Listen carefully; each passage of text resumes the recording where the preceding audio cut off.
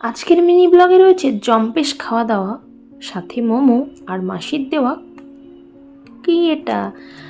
তো মেয়ে টিউশন থেকে ফিরলো অনেক ক্লান্ত হয়ে। সারাদিনে বাচ্চাদের এত ক্লান্তি, টিউশন স্কুল, বাচ্চারা খুব পরিশ্রমী হয়ে যায়। তো তাই গরম গরম এক গ্লাস ওকে দুধ দিলাম। তারপরে ওর সব থেকে প্রিয় খাবার নিয়ে আসলাম, গরম গরম ধোয়া ওঠা মোমো। জাস্ট ওর মুখের হাসিটাই পাল্টে গেল, আপনারা দেখলেন তো। বাচ্চাদের খুশি করা প্রত্যেকটা মায়েরই কর্তব্য। তো এই যে খুব সুন্দরভাবে মোমোটা দেখুন সার্ভ করেছে, তারপরে খেতে বসেছে। জাস্ট মুখের হাসিটা দেখেই অনেক তৃপ্তি পাওয়া যায়। যাই হোক, তারপরে ওকে নিয়ে নিত্যদিনের মতো বসে পড়লাম ওর কিছু টেক্সট করাতে। তারপর শুভ সকালের শুরু একটা মিষ্টি ব্লগ দিয়ে।